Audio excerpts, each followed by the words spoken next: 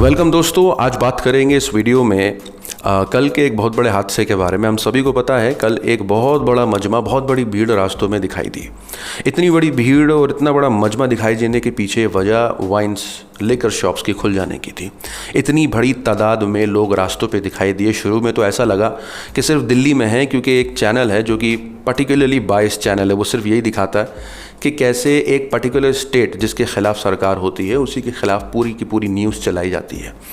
उन्होंने चलाया जैसे मानो दिल्ली में ही सारी की सारी भीड़ इकट्ठा हुई, लेकिन इसके पीछे कोई सच्चाई नहीं थी। इंडिया में ऐसे बहुत से स्टेट्स थे जहाँ पे इन वाइन्स की दुकानों को खोला गया और हज़ारों की तादाद में लोग रास्तों पे दिखाई दिए वाइन्स को ख़रीदते हुए, और सोशल डिस्टेंस तो भूल ही जाइए।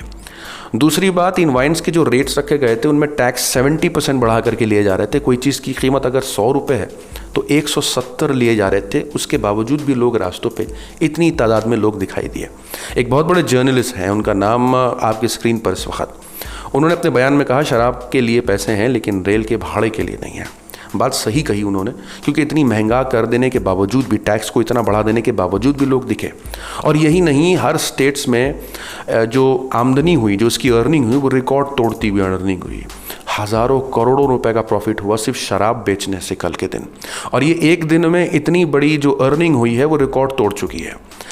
इसके मुताबिक जो लोग इस वक्त ट्रेन से सफ़र करना चाहते हैं उनके ऊपर इतने बड़े जर्नलिस्ट ये इल्ज़ाम लगाते हैं कि शराब ख़रीदने के तो इनके पास पैसे हैं लेकिन ट्रेनों में जाने के पैसे नहीं हैं।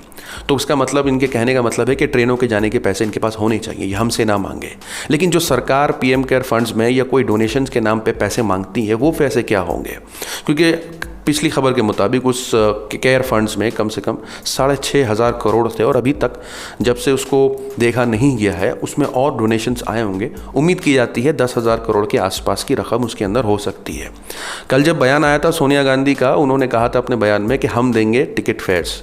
उसके बाद पता चला बीजेपी सरकार को कि सोनिया गांधी कहीं ना कहीं बहुत अच्छा करने जा रही हैं, तो इनको रोकने के लिए भैया हमें आगे आना होगा। तो वो आगे आए, उन्होंने कहा हम देंगे।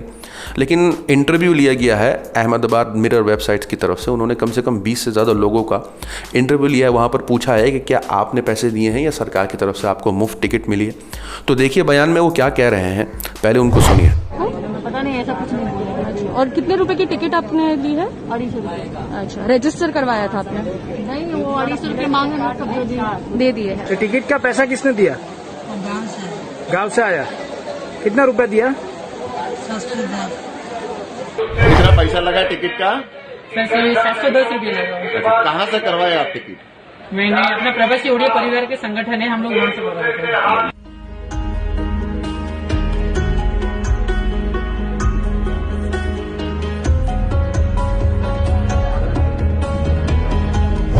तो जैसे कि आपने उनको सुना, उनके बयान के मुताबिक उन्होंने खुद ख़रीदे हैं। किसी के पैसे गांव से आए हैं तो किसी ने किसी से उधार लेके लिए हैं।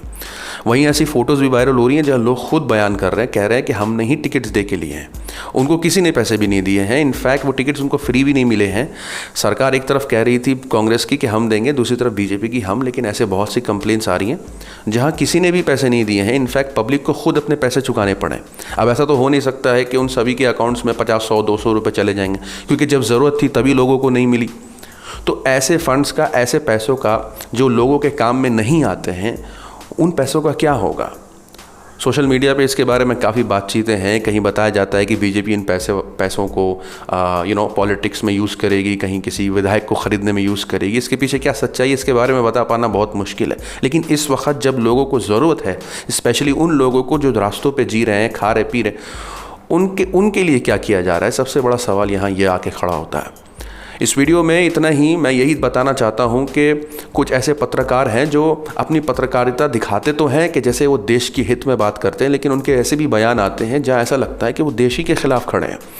कहीं सवाल, बजाय सरकार से सवाल करने के कि वो पैसा आपने ऐसे लोगों को क्यों नहीं दिया है, वो अभी भी अपनी पॉकेट से क्यों ट्रेन के टिकट दे रहे हैं, बजाय ये सवाल करने के उनसे ये सवाल किया जाता है कि शराब के लिए पैसे हैं लेकिन ट्रेन में जाने की या रेलगाड़ी के पैसे नहीं हैं। तो अपने आप में एक शर्मनाक बात है कि जिस जर्नलिस्ट को असल सवाल सरकार से करना चाहिए, वो असल सवाल पब्लिक से कर रही है। कमेंट में अपनी राय ज़रूर बताएं। इस वीडियो के लिए इतना ही। मिलते हैं आपसे अगली वीडियो में।